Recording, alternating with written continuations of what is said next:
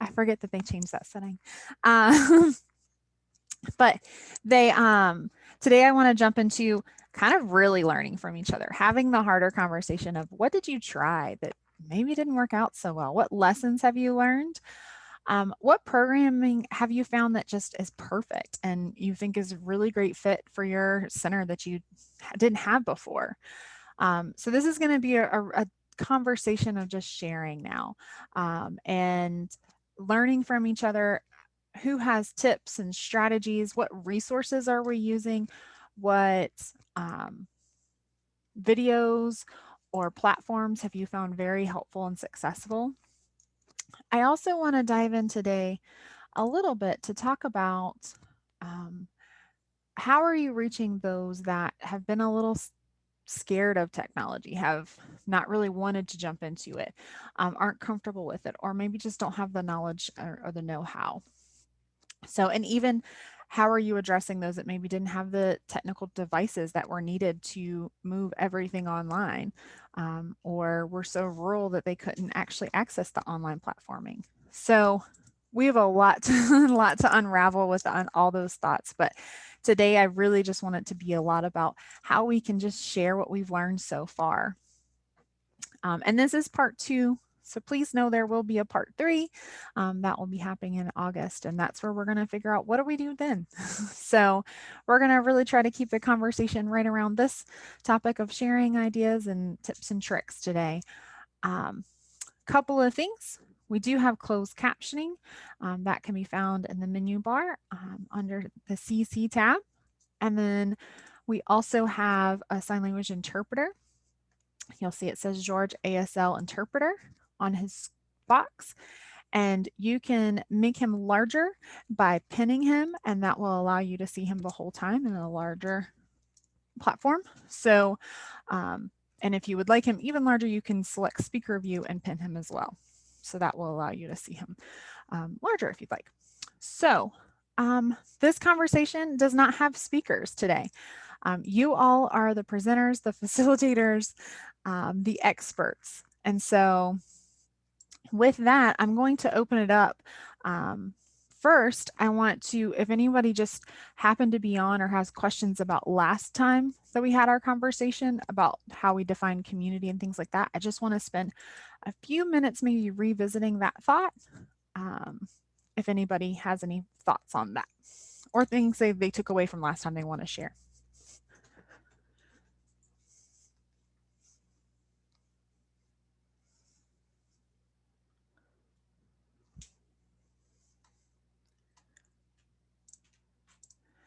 Okay, well, I see a lot of new faces, so that makes sense to me.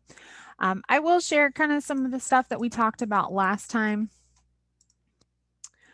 Was really some really innovative stuff you all were doing. So there was book clubs that had started. There were goodie bags that were dropped off at doors. There were cooking sessions where people were providing all the ingredients to the cooking sessions, and then you were all doing it on Zoom together. And then there's also been some really great peer support. We talked about how that was really needed. And so some of our skill-based work moved to a lot of peer support work while people were needing people over the last year. And then how you really moved to online and what that process was. So a lot of good ideas came out of it. Now, and since there are so many new people, I will open that up. If you want to share kind of some highlights, what's gone really well for you all that you want to share with the group. We've got a nice crowd to share on here. So what's working for you all as far as your programming right now and in the last year?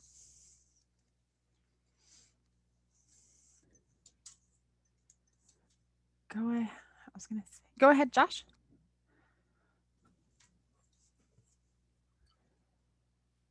Good morning, everybody. Sorry, I needed to connect my mic. So we certainly know that COVID has been quite the interesting year for everybody, and it's been quite an impact.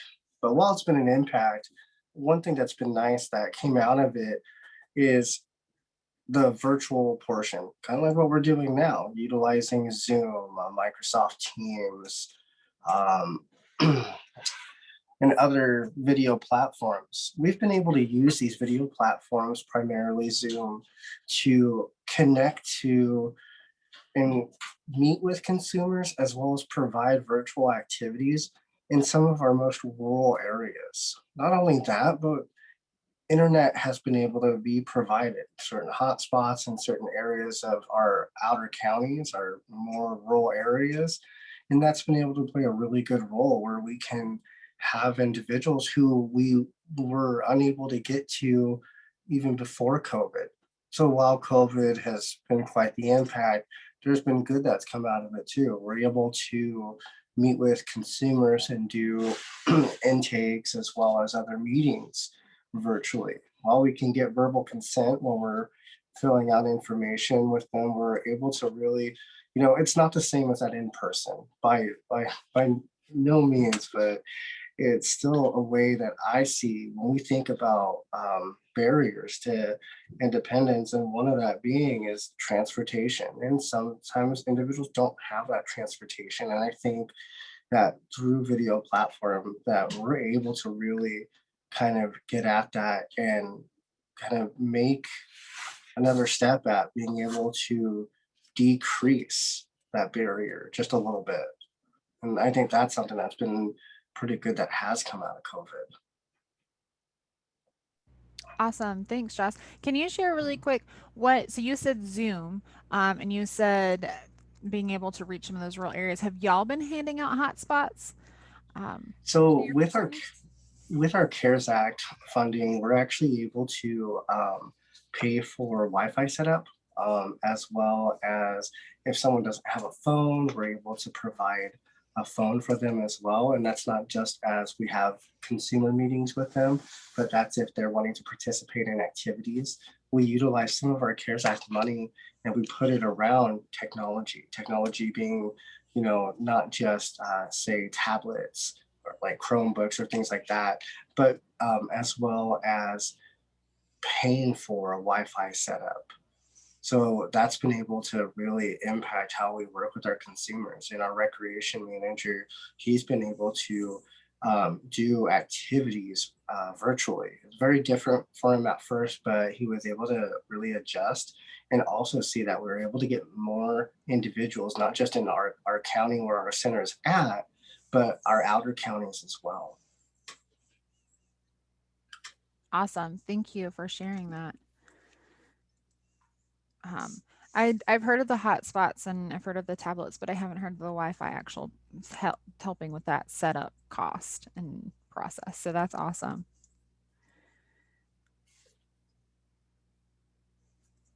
Did anybody else? I saw somebody else unmuted. Did anybody have any questions for Joshua on what they've been doing, or want to share what you've been doing? What's been working? The positives. Oh, go ahead. Yeah. I just wanted to say because I wanted to see if anybody was having issues with Zoom with sharing their screen, because we were for a while for the peer support. I would do like we have a Disney Plus account or a Netflix account, and with Netflix you're able to share your screen for the peer support, and it'll be fine as long as it's a Netflix original, and I haven't been able to to share my screen through Zoom. Is anybody else having difficulty, whether it was Disney Plus or anything like that, just to like for us to watch a movie all together on Zoom for the peer support? This is Janine from Michigan, and I'm not sure if this is the issue you're running into, but I know whenever I'm sharing a video, after I select share screen, I have to optimize it. So you need to select the two buttons that appear in the lower left-hand corner. Unfortunately, I'm not able to see what they say. It says host disabled participant screen sharing. Um, so I can't see what they say, but you would have to optimize it for a video. Thank you. I'm going to try that out. You're very welcome. Julia, I see your hands up as well. Thanks. I'm the center director in Charlotte, North Carolina, and I want to say that some of what I would say is very positive. From the executive director perspective, are some of the unintended positive things we couldn't have envisioned.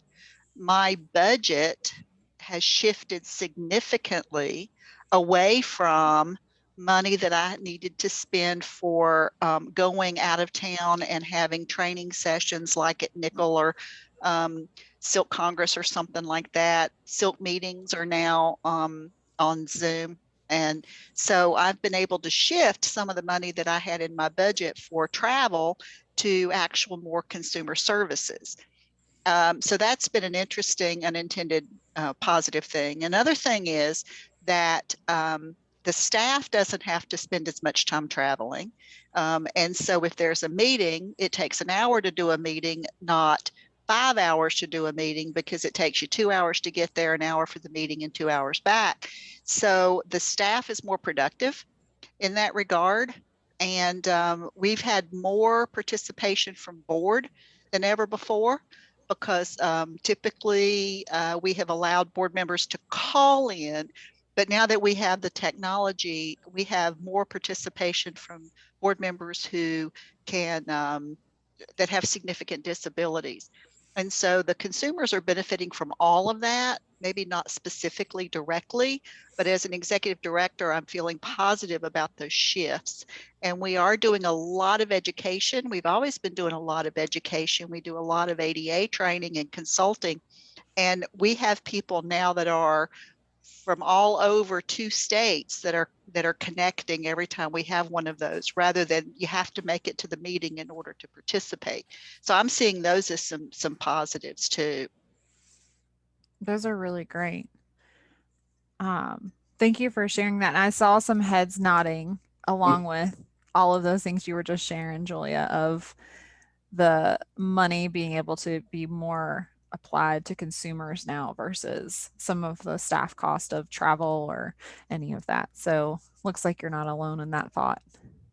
I wanted to swing back to the screen sharing. Did anybody else have, I actually want to specifically ask, has anybody else run a youth leadership forum last year? They uncovered some screen sharing tips last summer. I was trying to do a quick look through if I see anybody. Okay, I don't see anybody. I don't see anybody with their hands up or unmuting. What I was going to say is sometimes, so Netflix has certain things that you are not able to screen share, and Disney Plus and some of those streaming platforms, they will block it. There is a way around it. I know that there was some youth leadership forums last summer that screen shared Crip Camp. And that was one of the ones that has been a little tough. So I will follow up on how they did that, because I didn't learn that either. I ran into, we can screen share this. This is great. And then a big black box. Is that what you've been seeing, is the black box?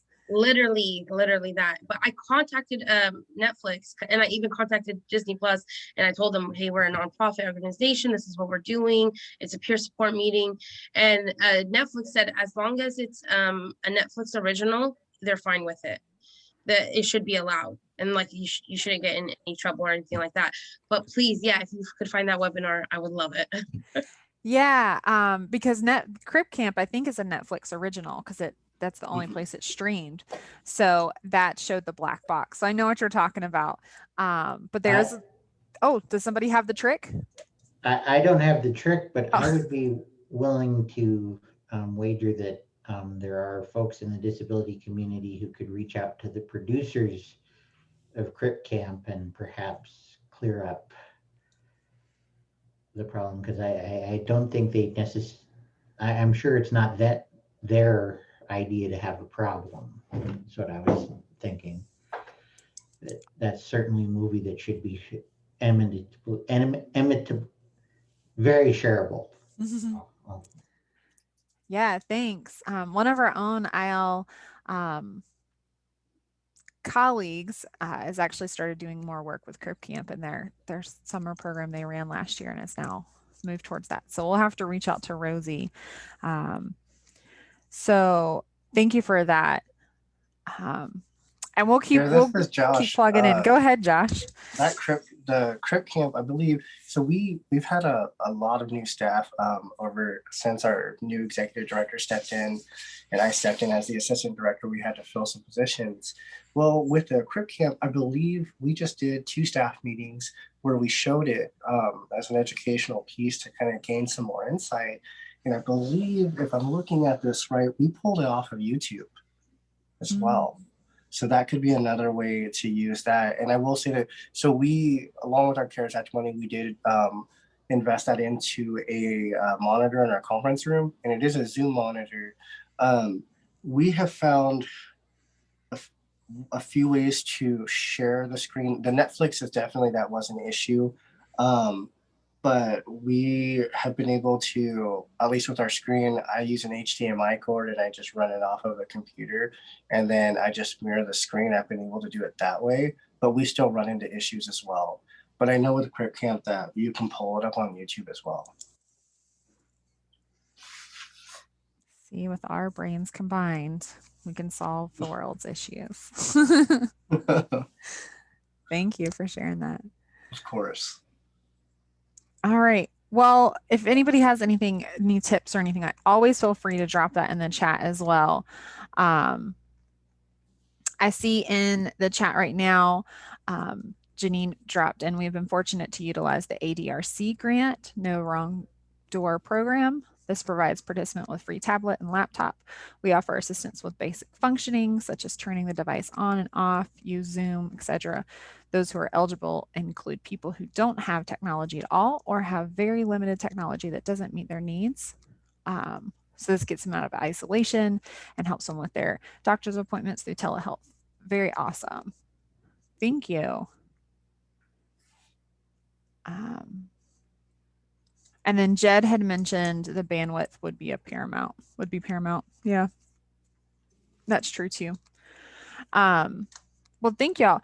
Anybody else would like to jump in on what is working? What are some of those wins? Like Julia pointed out that we didn't know were coming when you started all of it.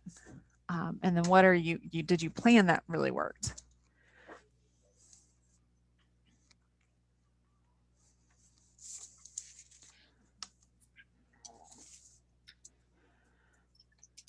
All right. Well, then we're going to reverse the conversation. What walls have you run into? Okay, Kendra said more engagement from youth has been a benefit, a positive. What is not working? Where are you at that you're stuck or that has become a little bit of a barrier or you're not sure how to navigate? Anybody on here want to share any of those places? Because this is where you have your brain trust here of people that can maybe jump in and help with some of these things.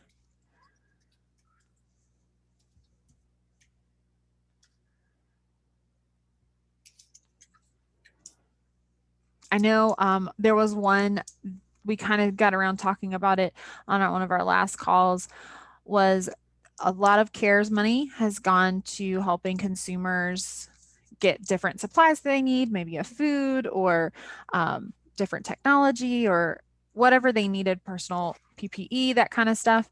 But they're not interested in the IL services or working towards a goal.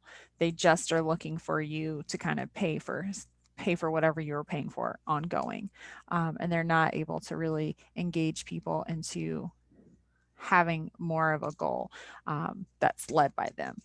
Has anybody else kind of dealt with this or seen this at all?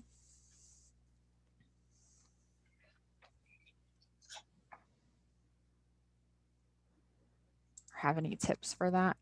I know we've seen it, maybe not with the CARES Act, but I know that we've seen it sometimes in other areas. Sierra, this Julia again. I'd like to speak to that. Go ahead. It doesn't surprise me that that's happening. And I just want to take a second to go back to the IL philosophy. There's a reason that Centers for Independent Living don't do services generally. because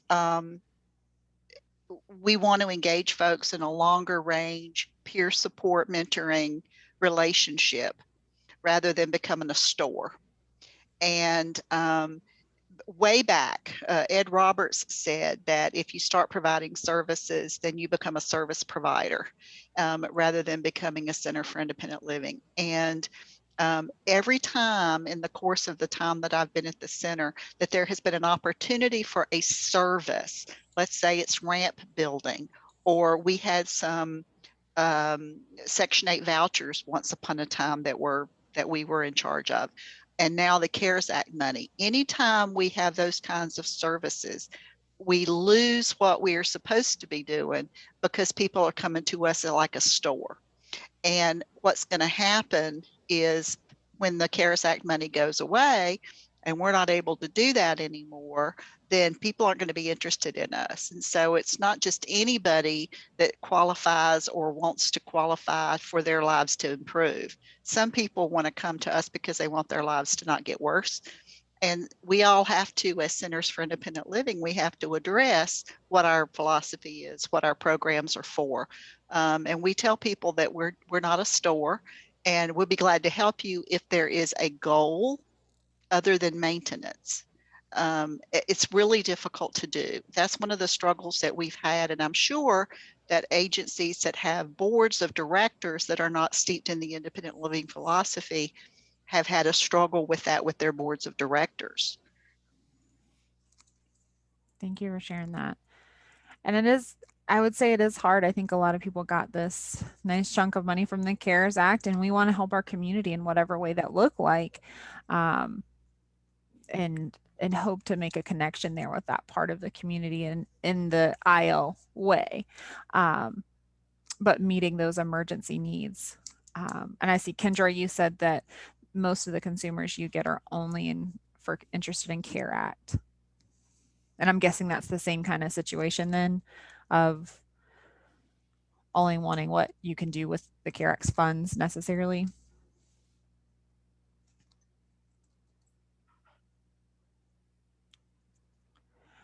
And then I saw that Angel said that getting consumers to participate in online events that are mostly IL skills related, even when they have the technology. Okay, so Angel, are you saying that they don't want to work on IL skills for the online platforms? No, I think that because it's kind of foreign, some people just really don't know what it is, don't know what to expect. The ones that show up really do enjoy it. They appreciate it. They have a tendency to come back.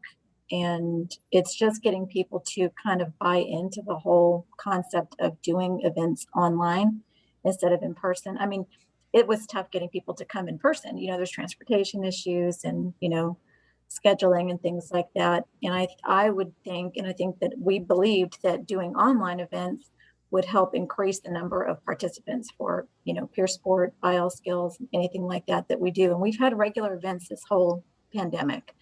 And they've been really good content, and the people that have come have really appreciated it. But the level of participation isn't what we were hoping it would be. And I don't know if we're not conveying properly how easy it is. I think that I've had several people that have tried to get on. We've done it all through Zoom, so I can't say that we've tried a whole lot of different, but they've had a hard time getting in. We have a lot of folks who are blind or low vision, and I think that sometimes it's not a very friendly format for them initially, so they get kind of turned off by the experience and they're reluctant to try it again, even though I encourage them, you know, hey, you've figured out what went wrong the first time. You kind of figured out what not to do and give them ideas about what to do without physically being able to look at their device and see what's going on. But I don't know if there's a particular way to invite people or encourage people, or if anybody else has had that problem with the degree of participation with online IL skills event and peer support events. I would say, you know, one of the things, and Tanya Thomas, if you can hear me, jump in anytime. one of the things is that, you're not necessarily going to attract new people with a virtual event. I mean, hopefully you do, and I'm not saying it can't be done, but I think if people are already coming to your events, they might be more inclined to take the time to learn the virtual thing. I mean, it's like, I don't think anybody's gone out and found a new church virtually. Maybe they have, and I don't mean to, I'm picking on churches here or houses of worship as an example. That if you're already invested in the Center for Independent Living or the House of Worship or the Elks Club that you belong to, you're going to take the time and the effort to keep up with it through Zoom. I'm not sure it's necessarily something you're going to want to join for the first time via Zoom. So, well, it's kind of funny. We've had the opposite experience. A lot of people that have shown up to the online events are they're kind of new to the whole event thing. And I'm wondering if it's because they tend to be a little bit younger. So it's that comfort level with the technology. Yeah, that may be playing into it. And plus we've opened up all these events kind of community wide. We've shared it with community partners and let people know that, right.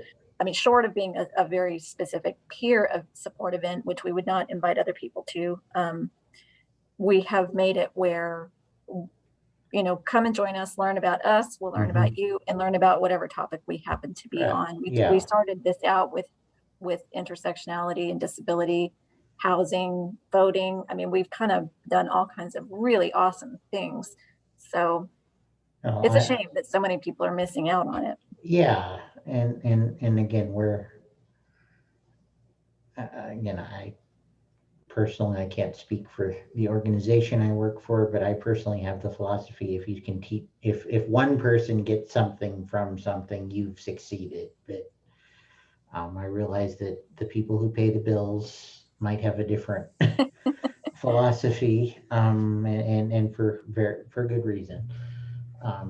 But I was just thinking, yeah, because you are going to get people, and as the gentleman Joshua, I believe, said, you're going to get people from, who can't necessarily physically travel. Again, we've got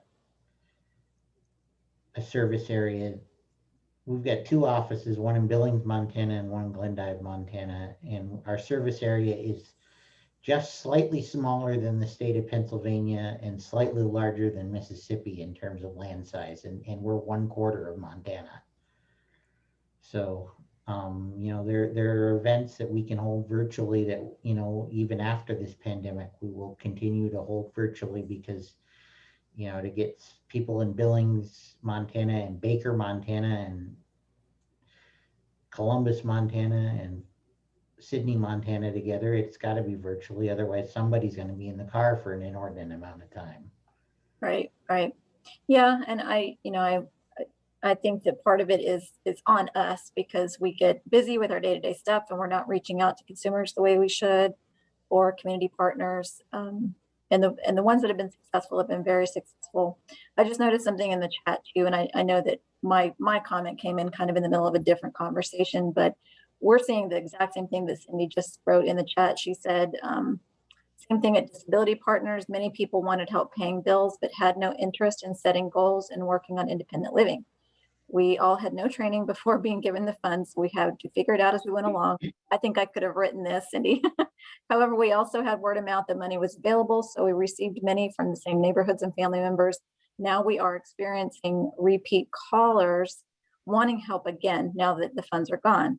We also gave computers on a scholarship so that people would join our peer support group online. They never showed up. Yeah. I don't know that we've had that problem with the people that we've provided the technology to. I think that some of them have utilized it, but they're kind of also in that older age range too, but they're less likely to do these events. But yeah, you hit on a lot of really big things. We did get people repeated, coming back for requests for the funds and not wanting to set goals and work on independent living. So I would kind of sneak in some of those concepts while I was working with them, kind of drill down, how they got to where they were so behind on bills. And then I would share resources in the area that kind of help people do better planning, looking at different opportunities for rentals that, weren't quite so high, which here that's like a unicorn. Finding any housing at all is impossible, much less one that's affordable or accessible. That's a whole nother conversation. But what Cindy wrote, I think everyone at Life would probably say the same thing. And it was a lot of word of mouth, family members, people in the neighborhood. Of course, our criteria being that they had to be people with disabilities, but they sure enough were. I mean, we did careful screening processes and everything, and we were happy to help them. It was kind of fun, even being able to assist people and see these tangible efforts. But then you did run into the lack of goals and that continuation of that relationship. So, and I think that's partly on us too. We have to be able to be friendly and persistent and follow up with them. Kind of don't let them fall through the cracks. Once we've provided that assistance, follow up with them, which I've done. And some people have been responsive, and some people just they got what they wanted and they've moved on. So In our ILC, we have been looking at it from a different perspective. At least I have. I'm coming from the perspective of an individual who lives with mental illness and is on the autism spectrum. So it's not talking about how our clients are affected or how, what our clients are into and what our clients are not into. It's, like some of the rest of you who lives with disabilities, it's about what can we do to support each individual in their ability to maintain from day to day. And then on top of that, how can we also help enrich lives? So, what I see as a great opportunity to increase access to, the internet and to increase access to technology is, a peer support group that I run. You have individuals who are desperately lonely and do not have access to people around them to be their friends, or to be able to support them emotionally, um, or even to discuss the opportunity of advocacy, how to advocate for yourself, anything from, getting connection to food. You want food? Well, we're going to reach out to this food bank and we're going to sign things up. And there you go, advocacy for the week. It's fantastic. You want to write a letter to the vice president about, the homelessness situation, because, people with disabilities are 50% of the homeless individuals that are out there on the streets. Awesome, let's do that. So it's just about creating enough supports that you can help an individual flourish with that love and acceptance and warmth and compassion, and and then just broaden their horizons and give them a place to be heard and be right, and do something good in their lives, rather than just mess up again, or just be that person who's a problem again or a burden again, you mhm, know so yeah. it's kind of like one of those things where I've personally just see it as tying in support, recovery, day-to-day maintenance of disability, and in compassion, and then expanding, ability to learn, efficacy, and just moving from there. And you have people who didn't want to be on Zoom before, all of a sudden they're on Zoom. They're using, they have phones. You can be on Zoom on phones. Everybody has a smartphone almost. It's like there's total access to technology, even if we don't hand out, more Chromebooks or whatever that we got from the CARES Act, which was totally awesome, you know, but, not everybody needs it. And so it's just, I know we're small and we don't have a lot of people who are able to participate, but I really feel like this has been really worthwhile. Thank you for sharing that. There was so much stuff that y'all pulled out of there, you and Angel together. I really like some of the conversation around when they asked for, I'm short on funds. Well, let's talk about budgeting and where your money is going, and how you can work on that. Creating that need into a skill too, I think is something really important. And then also realizing that things are sometimes day to day for some people, and meeting that. That's great. Thank you for that. I just want to highlight a couple of other barriers that were dropped into the chat too. Kendra had mentioned, and Angel, this might go to some of what you're seeing too, of just online fatigue, you know, with that productivity that Julia was talking about and how we're not traveling anymore. That does mean that we have 30 seconds, if that, between a meeting to another meeting.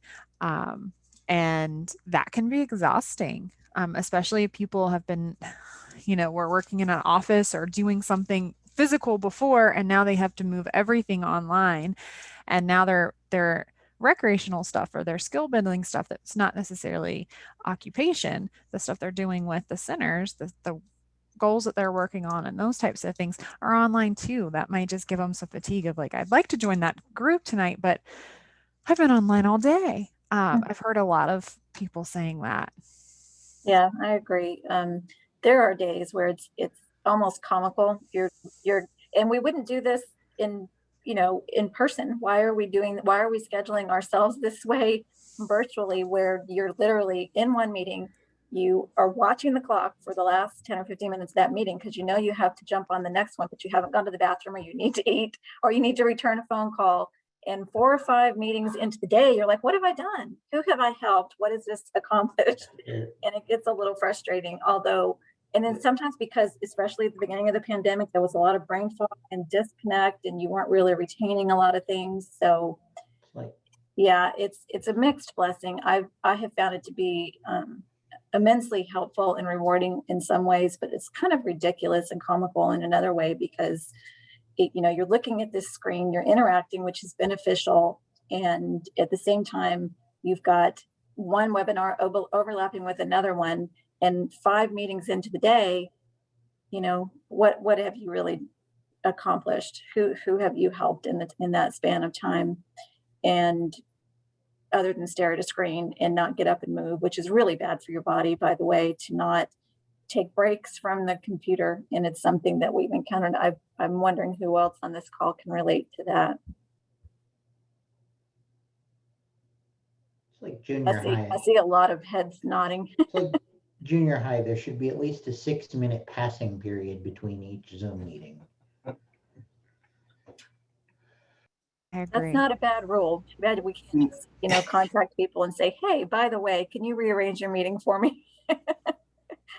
This is Josh from Central Washington Disability Resources over in Ellensburg, Washington, and it really is a thing. I mean, there's been days where we're on our spill committee to our legislative committee to emergency preparedness committees, and then those meetings stack up, and it really is one of those things that I have low vision, and I'll have to put sunglasses on sometimes because I spend so much time in front of the screen, and I'm just like, I need a break. And I will say, occasionally, if it's a meeting that I sit on a committee, occasionally I will sit outside and have the meeting and throw headphones in just to try and get that sense of being outside for a minute, because those meetings really do stack up.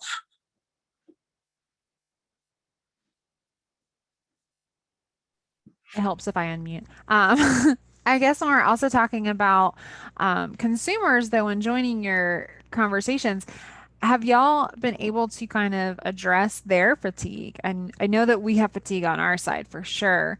I think all of us can relate to that. Is there anybody that has found good tricks or ways to get around that, of everybody go outside and join from outside on our meeting tonight? Or what ways have you gotten around that, or have you? Lead stack.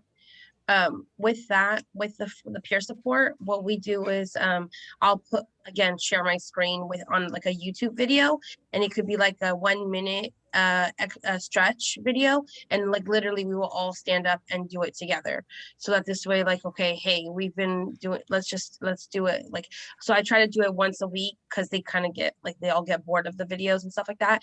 So I'll try to do different type of stretches and stuff that help them out, just to get them out of their chairs and stuff. So it's very much YouTube has become my best friend. So yeah. This is Josh. one thing that we did prior to me moving positions with our CARES Act, we actually bought quite a few art kits and some easels and fitness equipment, and we've been able to loan all those products out. And then what we've done is we do the Zoom activities, we do it through that, and we do all our stretching and fitness activities virtually. But our art activities, which is one of, I think, our most important ones that we utilize. And this is just one that somebody did, when I first started getting this up and running before transitioning, I wanted to address that. One thing that we noticed is that a lot of people, just kids in general too, they were unable to see their friends in person. They're just cooped up. That isolation, just a massive increase in anxiety, depression.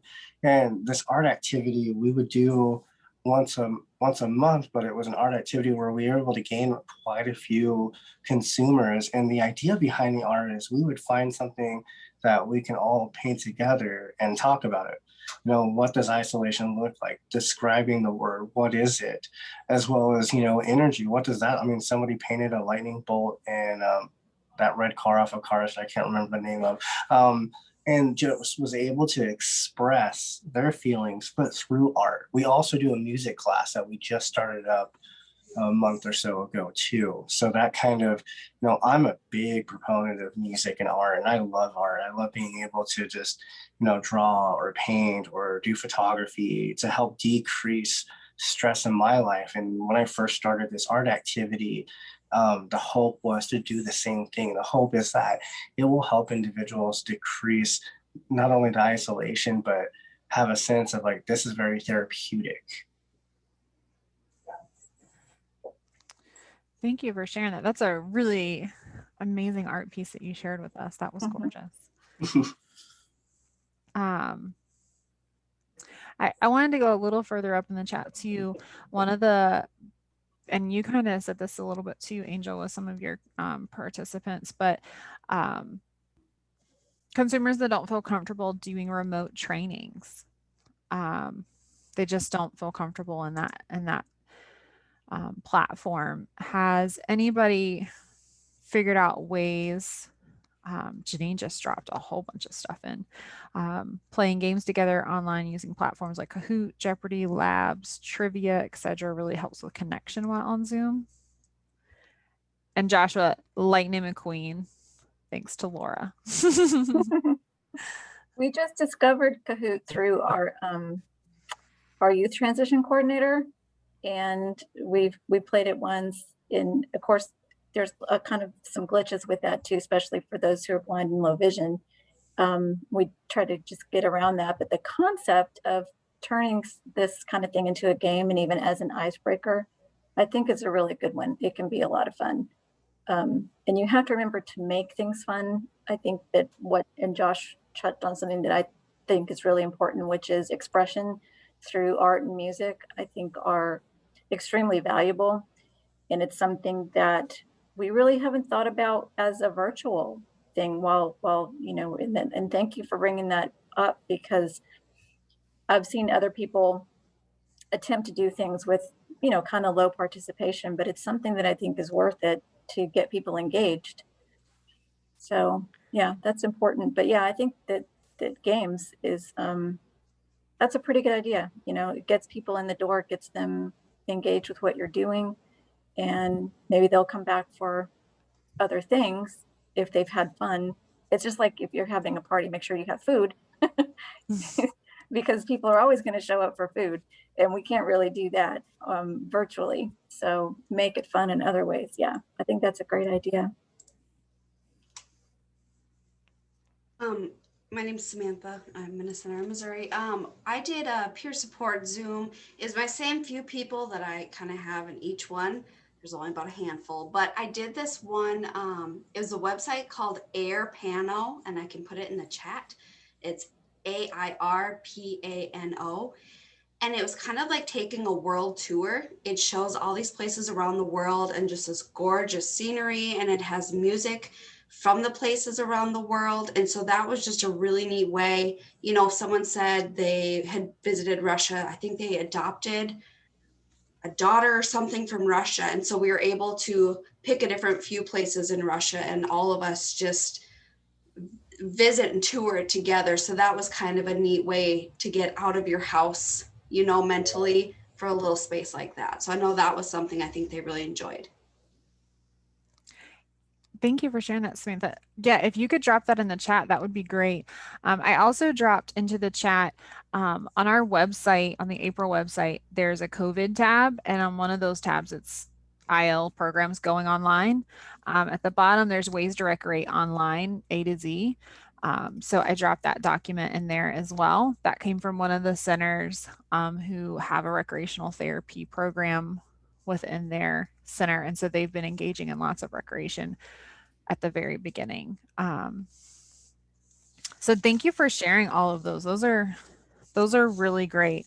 And I guess, does anybody, so Janine shared some of the other platforms. What other platforms? I mean, we all know Zoom. I told somebody the other day, I feel like the flight attendant when we come on, because usually I'm like, all right, you can find your microphone here, and and then like, everybody just glazes over and it's like, when is this going to be done? So what other platforms, when people tell you about them, are you not glazing over? What new things are y'all seeing, or any kind of resources that you have picked up on? I'm trying to, if anybody's on our Youth Coordinators Connect, help me remember what that other platform is that they spoke on there. We're going to be doing a training on it, so I probably should know the name of it, but it's not happened yet. So there's another platform that I know a lot of the youth programs have started using. This is Janine from Michigan again. I know that we actually created a separate website through Weebly, and that's for our MRS fee for service, especially when we do youth transition students. So we actually take them to a different site. We have PowerPoints and Google Slides all made up for each program. We have associated videos, pre and post surveys. That really helps with organization. It's free, and everything is all there when you need it. Oh, that's great. So you created all the material that's on there though, or you found it and then dropped it onto the website? Yes, we created everything that's on there. Of course, you know, we did find resources online and included those as well, just as takeaways, you know, to give participants. But our team worked together to put in all the information there. Awesome. Do you find it's, because I'm hearing mixed reviews. There's some people that have said some people are just struggling with the new technology, and there's some people that are saying some people are embracing it. So incorporating a whole new website, do you find that you lose some people within that process? I think one of the biggest strengths that we had is at least 3 of our team members actually have a degree in technology. So they were really able to bring it all together. All of us had ideas, but they were able to make it come to fruition. So with their help, we can constantly update it when it needs it without issue. Oh, that's nice. And I would encourage asking, that's a really good point, Janine, of asking around your staff who have hidden talents that you haven't tapped into, like the IT stuff.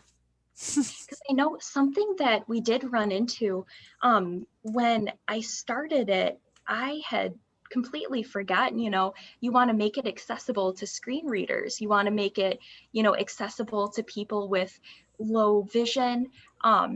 So working together, we were able to kind of proofread each other and say, all right, this is going to work and this isn't. That's great. Thank you for sharing that. I just dropped in, Adam, thank you. Discord is a great option for chatting and keeping people connected while you're not online. That was one of the platforms we've talked about.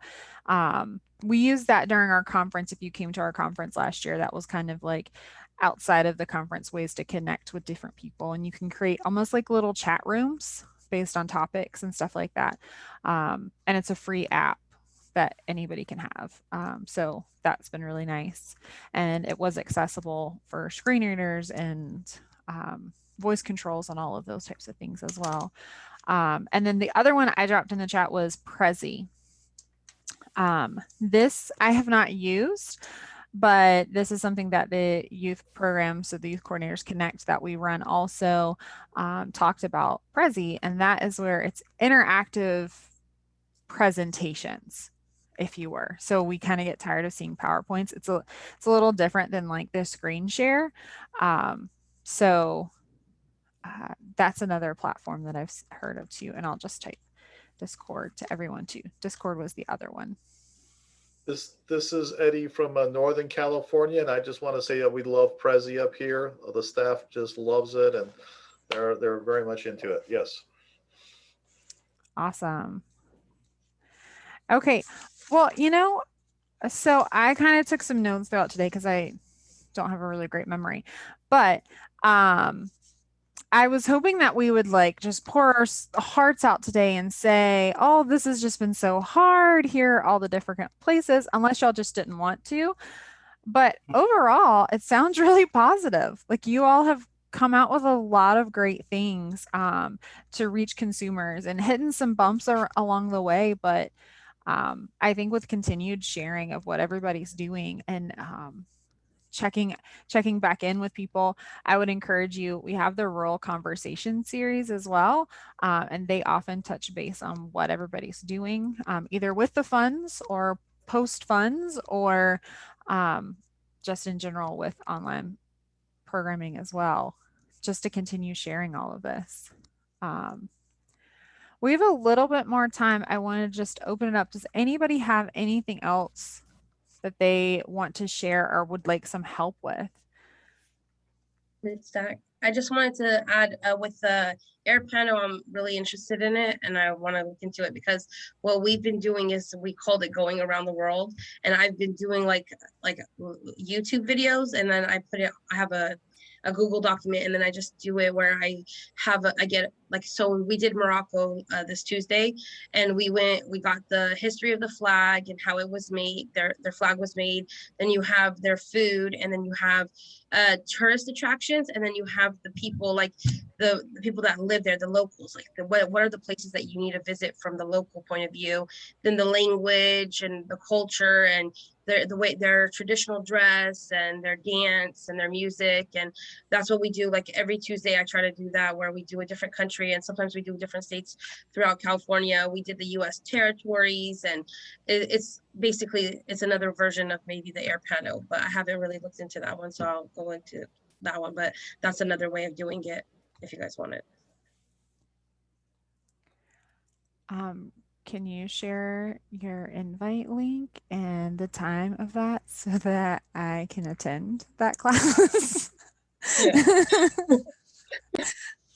I really would love to travel to all those countries, so if I can do it this way, I am all about it. They love it. They love the food ones, and they honestly prefer when I get the videos from the locals about about their food, the street food, the touristy videos that show the people traveling to that country and the food in the restaurants they go to. They don't care for them as much as they like. They want the nitty gritty, like they want the local food. So it's really interesting in how much they learn. And the flag stories, honestly, are super, super interesting, knowing how the flags are made and why the colors were chosen. And it's pretty interesting. So that's awesome. I love that. They always say you should have a local with you when you travel anyways to get the actual like good food. So you've already done the work. All right. Well, that is awesome. So everybody sign up for that class for leaving today. I'm just kidding. But that's really awesome. Thank you all for sharing so many of your programs. I do want to remind you that August 11th, we are going to be going into the last part of this series. And that's where we're going to talk about where are you going from here. Some of you have created some really great online programming. And what do you do now? Now that things are starting to open up, maybe your center is opening up, you know, how are you bringing that community along that are either new to your programming or that are from the CARES Act? How do you keep them engaged? What do you do going forward? And how do you create that 6-minute gap in between meetings to take care of yourself and to allow your consumers to take care of what they need to as well? All the things that we talked about within that. So I welcome you to join us on August 11th, same time, 2 o'clock Eastern. That's 1, 12, or 11, depending on where you're at. This was packed full of information. I am going to save this chat. This conversation will be dropped onto our website. Since it is a partnership with the University of Kansas, you'll find that on our partnership tab as well. But you can keep up with it right on our homepage. There's a link to it as well. So I thank you all for joining. We'll head out a couple of minutes early, so maybe everybody can go to the bathroom real quick, grab a snack. But thank you all for joining, and we will see you in August.